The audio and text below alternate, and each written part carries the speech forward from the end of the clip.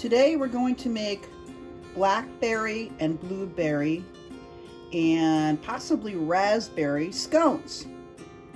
And the scones are a traditional English type of biscuit, and also it's become very popular in America.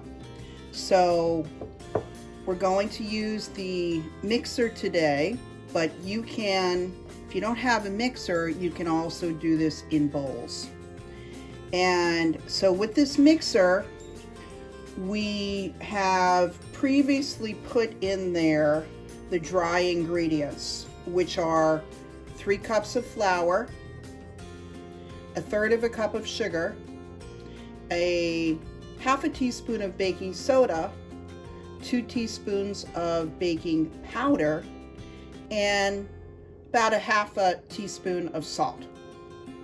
So these are considered the dry ingredients, and we're going to add to it a 1/2 cup of cold butter that is chopped up into little cubes. And we're going to be making kind of a mealy kind of consistency to form a dough. So this lever here allows you to move it up like that. That's the safest position for it. So I'm adding, of course I've washed my hands first. I'm putting in the butter around the dry ingredients, and I'm going to turn it on slow speed. And if you come a little closer, you can see how it is mixing. Before we pick up the speed, we want it to mix a little bit better, because again, things will just kind of fly all over the place.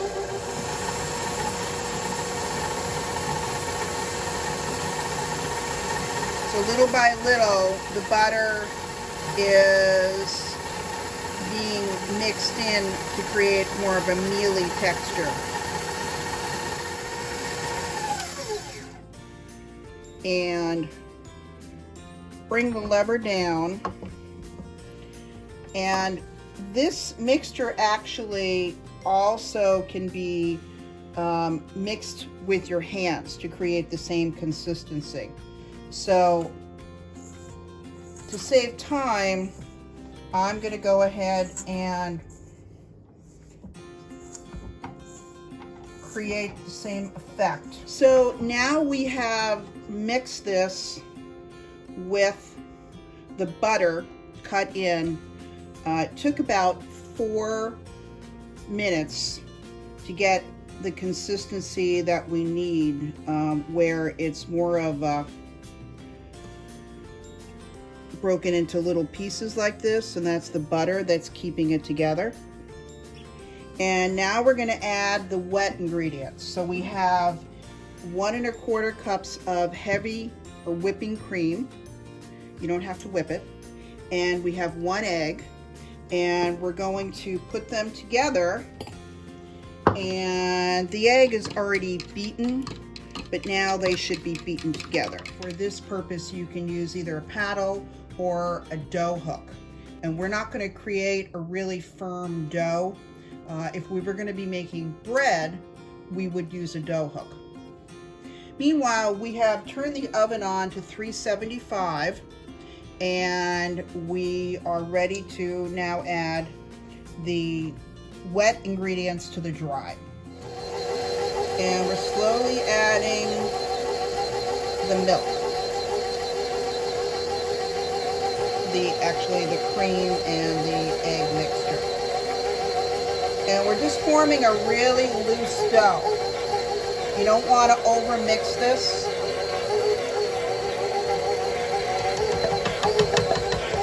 But the egg helps it to rise. That's the leavening agent. So if you get in there, you can see we've got a dough forming. And I'm going to turn it off now and just use my spatula to kind of push down the sides here.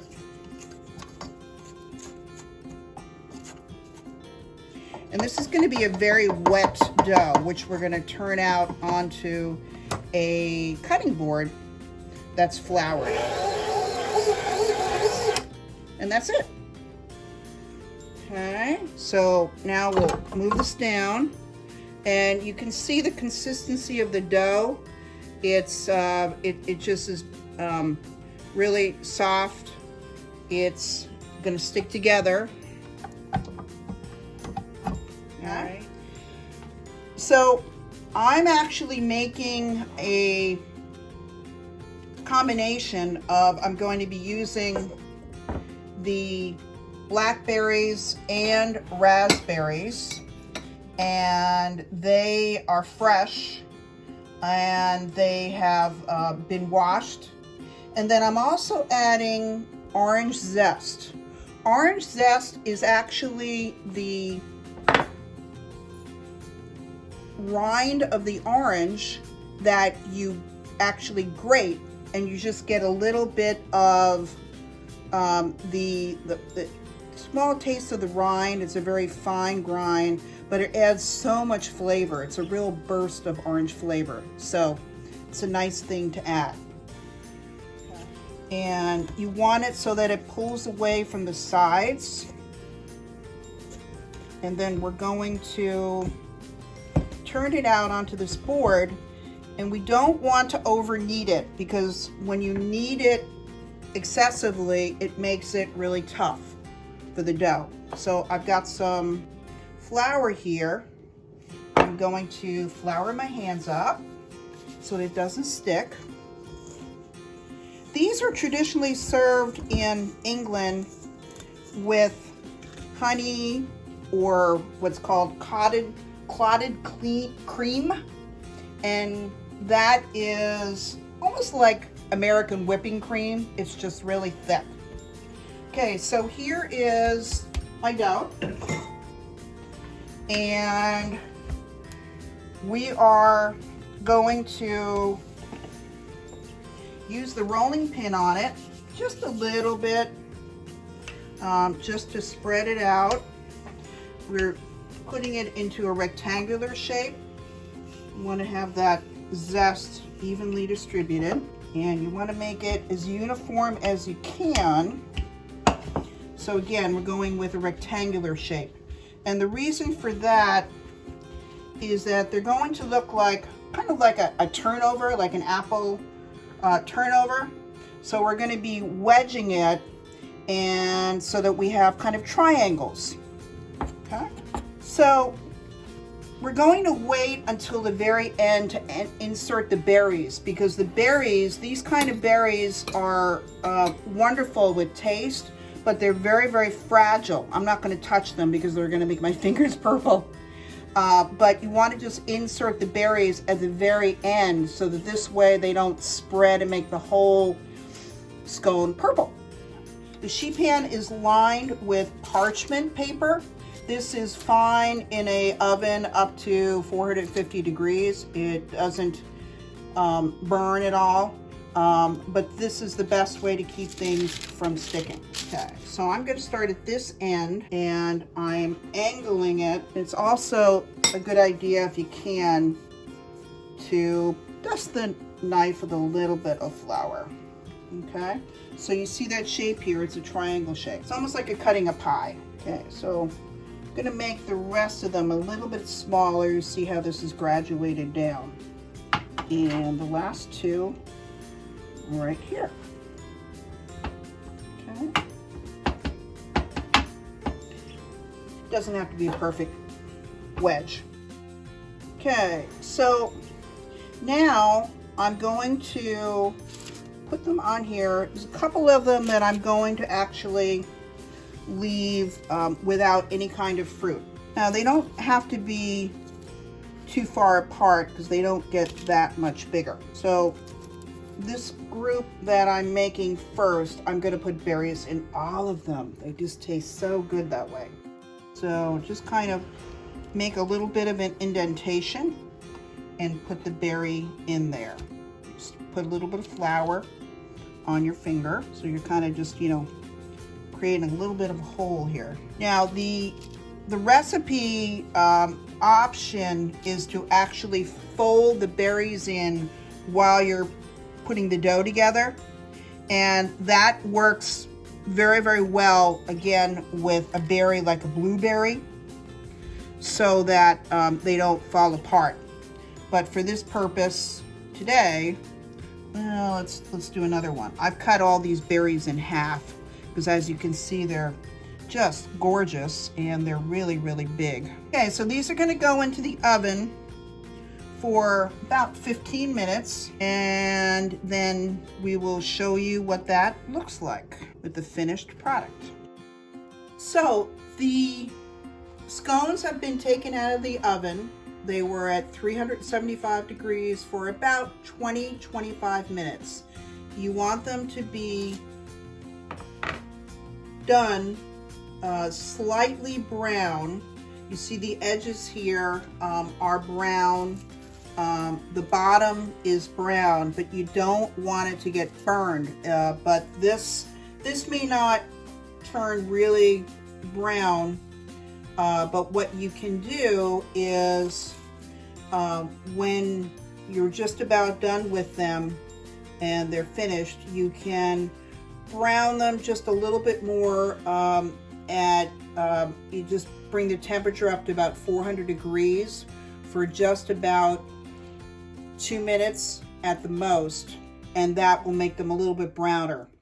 But when it's got berries in it like these are, you just have to really watch it closely, because the natural fruit sugar in the berries can very, very quickly burn.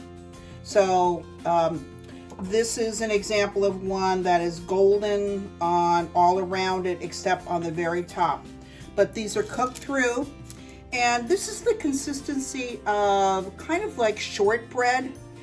It's not a sweet bread because remember, there's only about 1/3 cup of sugar in it. But right before we put them in the oven, I did brush them with a little bit of the remaining heavy cream, and then you can put coarse sugar, which gives it a really nice sheen and makes it just a little bit sweet on top, or you can brush them with honey. Okay, so now we've taken them out, and we have two different styles here of the ones with the berries.